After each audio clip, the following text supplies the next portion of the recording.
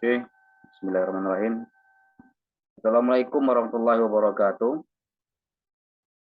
Untuk materi kuliah metode penemuan hukum kali ini akan membahas tentang sumber-sumber penemuan hukum. Sumber-sumber penemuan hukum. Apa yang menjadi capaian kompetensi ketika dari tentang sumber-sumber penemuan hukum. Capaian kompetensinya agar Anda memahami klasifikasi sumber penemuan hukum. Klasifikasi dari sumber-sumber penemuan hukum. Ada beberapa bentuk sumber-sumber penemuan hukum. Nah, untuk materi sumber penemuan hukum ini sama dengan apa yang menjadi sumber hukum. Sumber hukum.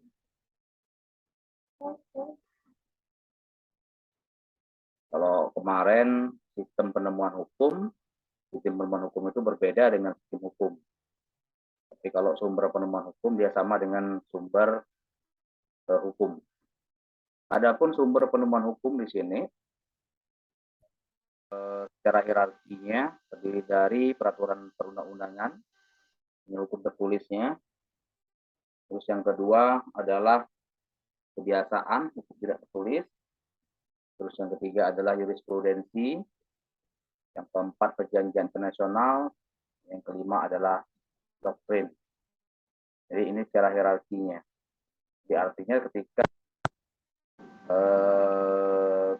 subjek penemuan hukum memecahkan suatu permasalahan-permasalahan tertentu, maka dia harus melakukan penelusuran terhadap literatur hukum, di mana literatur hukum itu meliputi ini sumber penemuan hukum ini, yakni peraturan perundang-undangan tadi. Jika tidak ditemukan dalam peraturan perundang-undangan tertulis, maka dilihat dari kebiasaan untuk memutuskan suatu perkara atau menyelesaikan suatu perkara. Jika tidak ada juga kebiasaan, dilihat dari jurisprudensi. Jurisprudensi ini kumpulan atau putusan hakim terdahulu yang menjadi sumber hukum, yang berkekuatan hukum tetap yang menjadi sumber hukum, jurisprudensi. Kemudian perjanjian internasional, ini jika tidak ada dalam peraturan perundang-undangan, dilihat juga di kebiasaan, tidak ada di kebiasaan, maka dilihat di jurisprudensi, kemudian di perjanjian internasional. Perjanjian internasional apakah Indonesia misalnya ratifikasi atau tidak perjanjian internasional, konvensi-konvensi yang ada yang berhubungan dengan objek permasalahan yang akan dipecahkan. Dilihat dari perjanjian internasional, baik itu perjanjian yang sifatnya umum atau perjanjian internasional yang sifatnya khusus, ya, perjanjian bilateral khusus, dan perjanjian yang sifat umum itu deklarasi atau konvensi. Ini perjanjian internasional. Berikutnya doktrin. Nah, doktrin juga bisa dijadikan dasar dalam pemecahan suatu permasalahan. Jadi artinya doktrin juga dijadikan sebagai sumber penemuan hukum.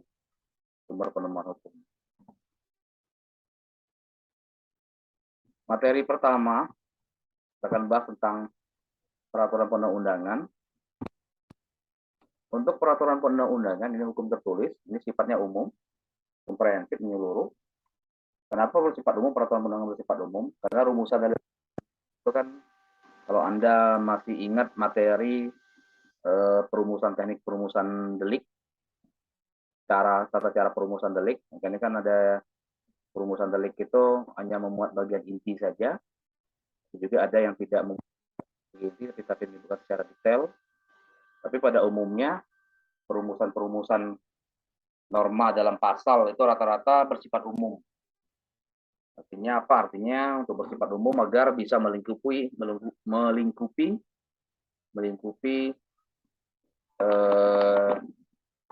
apa yang menjadi bahasan dari norma atau pasal tersebut. Jadi rumusannya bersifat umum. Misalnya dalam pasal pencurian itu kan berbunyi barang siapa mengambil barang milik orang lain, barang. Artinya di situ bisa bergerak atau tidak bergerak, tapi rumusan pasal hanya merumuskan bagian inti saja. Umum. Kemudian komprehensif artinya suatu peraturan perundang-undangan itu sifatnya bersifat umum dan menyeluruh. Kemudian peraturan perundangan juga bersifat universal, berlaku universal,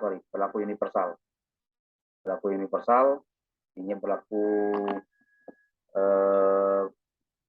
pada semua warga negara. Terus juga menjamin kepastian hukum, pastinya kepastian hukum dalam arti formil, karena tekstual dasar legalitasnya, landasan yuridisnya, menjamin kepastian hukum. Terus sistematis dan logis ini pastinya peraturan perundangan itu tertulis secara sistematis, bab per bab, buku per buku.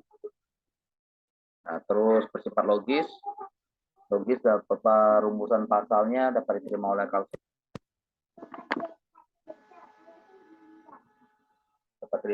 sehat. Terus memiliki kekuatan mengikat untuk mengoreksi dan memperbaiki diri sendiri. Memiliki kekuatan mengikat untuk mengoreksi dan memperbaiki diri sendiri. Ini peraturan perundang-undangan. Selanjutnya kebiasaan ini bisa dianggap sebagai hukum tidak tertulis. Ini perilaku yang diulang-ulang, berlangsung untuk beberapa waktu yang cukup lama, turun-temurun, kisah nenek moyang kalau pakai bahasa, juga biasa menjadi sumber dari penemuan hukum. Untuk menyelesaikan suatu permasalahan, dapat dipidana atau tidak dipidana, hukum pidana, dapat dihukum atau tidak dapat dihukum, maka kebiasaan itu bisa dijadikan rujukan sumber penemuan hukum. Hukum yang hidup dan berkembang di masyarakat. Terus kebiasaan itu bersifat mengikat manakala menimbulkan keyakinan umum. Ketika ada keyakinan bahwa hal itu atau peristiwa itu dapat dipertahankan dan mampu untuk mengatur ketertiban masyarakat, maka kebiasaan itu bersifat mengikat. Nah, kemudian dilakukan dengan kesadaran yang sifatnya beraneka ragam. Kesadaran bersifat aneka ragam. Maksudnya apa? Maksudnya karena beraneka ragam kebinekaan dari suku, bangsa, jadi standar kebiasaan juga bisa berbeda-beda antara wilayah lain.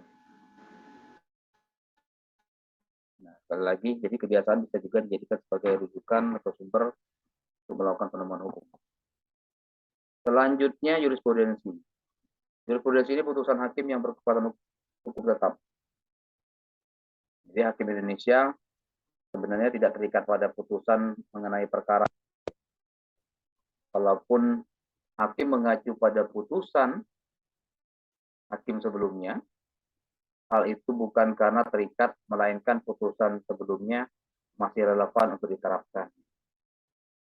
Jadi tidak terikat, tidak seperti dalam Anglo-Saxon di Indonesia. Kalau Indonesia decision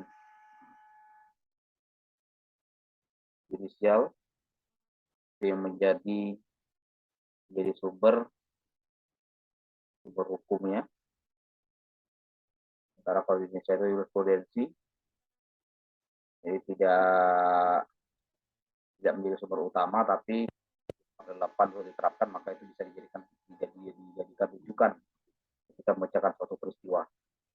Contoh tentang pencurian listrik. Jurisprudensi pencurian listrik itu bisa dijadikan dasar kasus-kasus pencurian listrik. Ini jurisprudensi. Selanjutnya singkat saja tentang perjanjian internasional. Perjanjian internasional juga menjadi sumber penemuan hukum. Ini merupakan perjanjian yang melibatkan dua negara atau lebih bilateral, negara dan multilateral, lebih dari dua negara. Ini mengenai suatu hal, mengenai suatu peristiwa tertentu, mengenai suatu keadaan tertentu. Dalam bidang hukum, perjanjian internasional itu bisa berupa ekstradisi, ataupun misalnya perjanjian tentang penanganan perkara cyber yang melibatkan pelaku berasal dari lebih dari satu negara, dia bisa untuk menyelesaikan permasalahan yang ditangani. Jadi sekali lagi perjanjian internasional juga menjadi sumber penemuan hukum. Selanjutnya doktrin. Untuk doktrin adalah pendapat ahli hukum yang mempunyai dalam perkembangan praktik hukum yang biasanya dijadikan acuan bagi hakim maupun pelaku hukum lainnya dalam mengambil suatu putusan. Nah, doktrin juga bisa, pendapat ahli itu bisa juga digunakan juga untuk menentukan misalnya dalam perkara pidana bersalah atau tidak bersalahnya seseorang. Jadi jika tidak ada dalam aturan, tidak dalam kebiasaan, tidak dalam jurisprudensi, tidak dalam perjanjian internasional, maka penyidik bisa mengacu pada pendapat ahli dan mengacu pada mungkin saya rasa cukup untuk materi sumber penemuan hukum. Nanti silakan ditelusuri dan dibaca-baca lagi untuk memperkaya hasanah keilmuan Anda dari referensi lainnya. Tapi intinya sumber penemuan hukum itu sama dengan sumber hukum. Dari sistem penemuan hukum, kalau sistem penemuan hukum itu tidak sama dengan sistem hukum. Dan sampai pengalaman senior-senior Anda sebelumnya tanya tentang sistem hukum, sistem penemuan hukum, jawabannya sistem hukum. Saya rasa cukup untuk materi hari ini. Saya tutup. Wabillahi taufiq wa hidayah. Wassalamualaikum warahmatullahi wabarakatuh.